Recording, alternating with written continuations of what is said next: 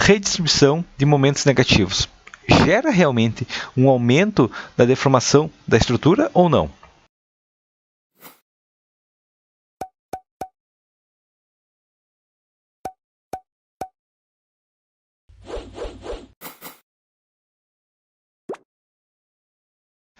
Bom, primeira coisa, por que é feito redistribuição? Por que não é feita redistribuição? Quais as desvantagens da redistribuição?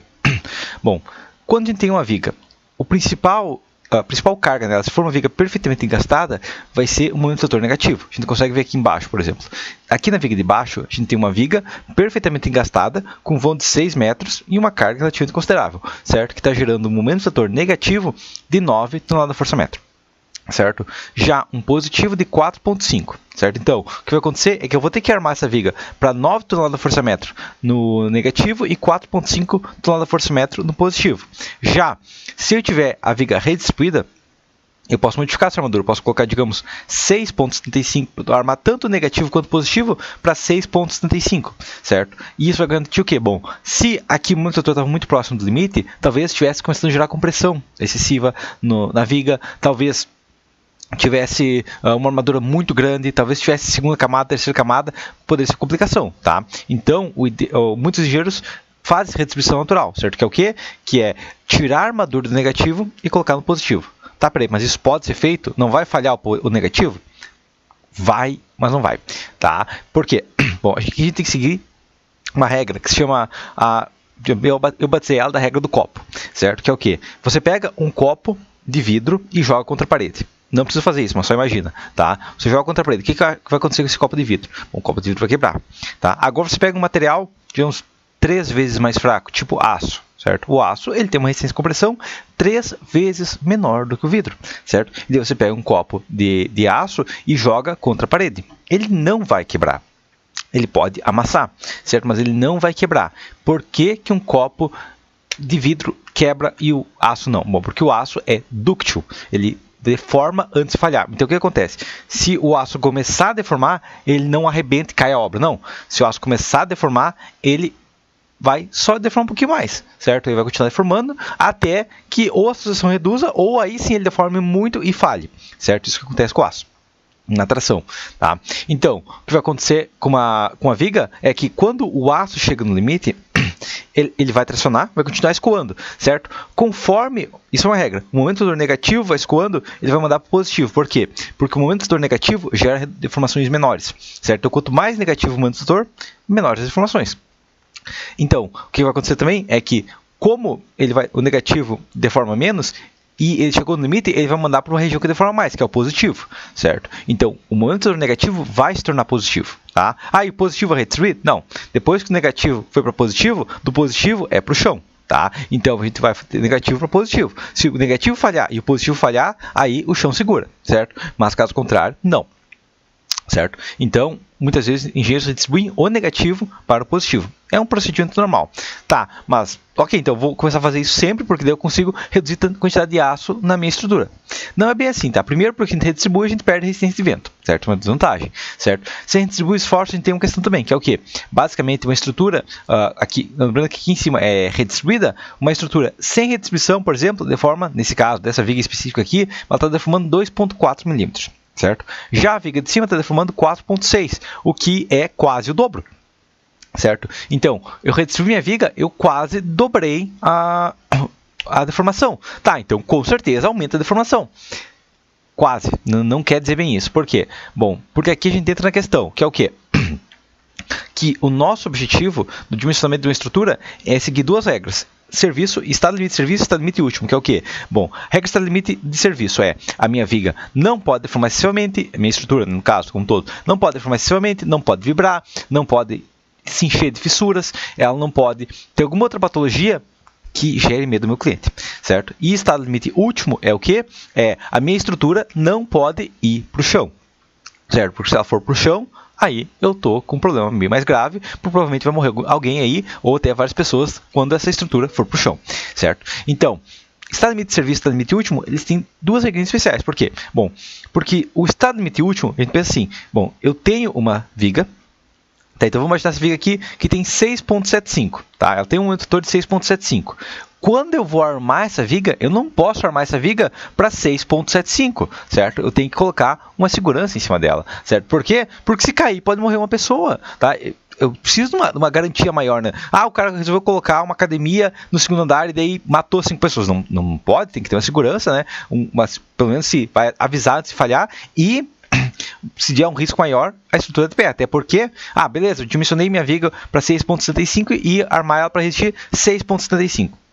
Mesmo que ela nunca passe desse momento fator de 6.75, agora ela resiste 6.75. Mas e daqui a 30 anos? Se o aço começar a corroer, se qualquer outra patologia acontecer, será que ela ainda vai resistir? Ela pode perder resistência nisso, certo? Então, se eu tenho uma viga com 6.75, eu armo ela para 9.45. Eu coloco um coeficiente de segurança de 1.4 aqui, certo? Justamente para evitar a chance de dar uma patologia, de acontecer algum problema e alguém morrer, certo? Essa é a regra. Agora, a gente tem outra regra, que é o quê? Bom, tá, mas e o estado limite de serviço, né? Por quê? Bom, porque não existe majoração de estado limite de serviço, né? Aqui a flecha é 4.659, majorada, a flecha é 4.659. Por que eu não coloco coeficiente de segurança no estado limite de serviço? Bom, porque se a obra cair e morrer uma pessoa, eu vou... Primeiro que morreu uma pessoa, que é um problema muito grave, certo? Mas o engenheiro que calculou aquela obra, se calculou errado, vai para a cadeia, certo? A obra caiu, vai ter que ser reconstruída, certo? Vai deixar uma família sem um familiar e tudo mais, então é um problema muito grave. Mas e se uma laje foi dimensionada para deformar no máximo, sei lá, 10 milímetros, já deformou 15? Não morreu ninguém, não deu problema mais. Ela vai vibrar de vez em quando. Se as crianças pularem, vai vibrar, ok, não é um problema tão grave. Então, a gente tem essa regra, mas minha laje está deformando. Não, vai lá deformar, então, tudo bem, vai lá, gasta, sei lá, gasta 10 mil reais e conserta a estrutura, mas é possível consertar. Agora, se uma pessoa morrer, não tem mais 10 mil reais que conserta. Certo? Então, a gente vai colocar coeficiente de segurança no estado limite último, mas a gente não vai colocar coeficiente de segurança no estado limite de serviço. Certo? Então, essa é a regra. Tá. Mas fica entendido o que tem a ver isso aí com redistribuição geral, não aumento de deformações. Basicamente, a gente entra numa questão, que é o quê? Lembra que o negativo, quando ele começar a escoar, que ele vai redistribuir? Pois é. Então, se eu tenho uma viga com momento fator redistribuído, voltando para cá, eu tenho uma viga que vai sofrer 6.75, beleza? Então, principalmente, inicialmente receber 9, certo? Mas eu redistribuí para receber só 6.75, ok? Bom, quando eu vou majorar, eu não posso armar só para 6.75. Eu vou armar para 9.45, certo? E qual que era o momento fator máximo no apoio? Era 9, certo? Então, como a redistribuição tem um limite de 25%, justamente para evitar muitas patologias, para evitar deformação excessiva, para evitar outros problemas, vai acontecer o quê? Que o coeficiente de segurança é maior, certo? Por quê? Porque eu coloco o coeficiente de segurança de 1.4.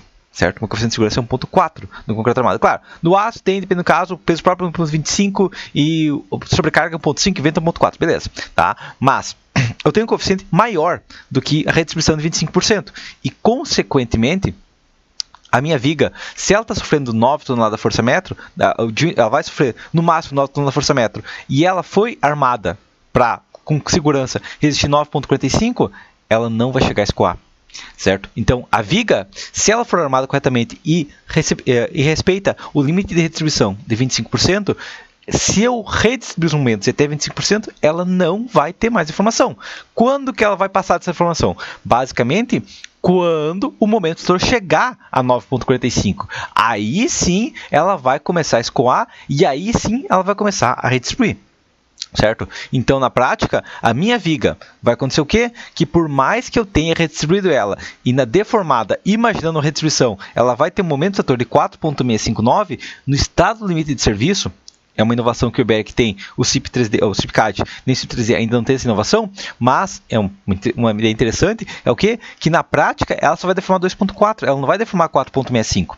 Certo? Porque nunca chegou no momento fletor majorado, certo? Então ela não vai chegar a escoar.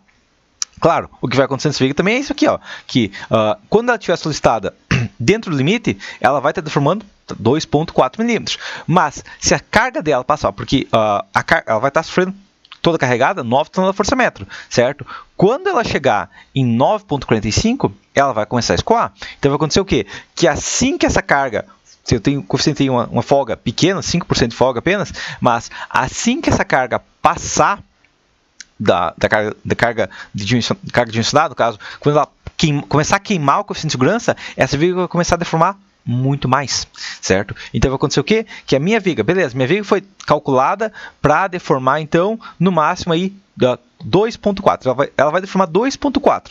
Porém, se eu aumentar a carga em 40%, vai acontecer, ela vai deformar 4.65 mais o 0.4. Então, a viga, do momento que ela começou a dimensionar de 2,49 para esse momento do motor majorado, que a carga vai chegar no limite, ela vai deformar 6.5. Tá? Então, vai acontecer o quê? Que assim que a viga passar da segurança, ela vai começar a deformar muito mais. E é isso que acontece na prática, certo? Então, até dar um parabéns para a equipe do Weber por essa inovação. A gente não tem ela, pelo menos a gente não tem ela ainda, certo? Mas isso é uma coisa interessante na obra. Por quê? Porque na prática, desde que a gente dimensiona a estrutura com engastes perfeitos e depois a gente redistribua no máximo 25% e surge algum erro de flecha ocasionado por essa redistribuição de até 25%, essa flecha não precisa ser considerada, certo? Por quê? Porque ela nunca vai acontecer na prática quando, conforme a 6118, certo? Os limites de estado limite de serviço são iguais a 1. A gente não tem coeficiente de segurança dentro do estado limite de serviço, beleza? Então seria isso, certo? Uma vantagem que a gente pode ter em alguns projetos, certo? Talvez permitido com as peças mais esbeltas e até a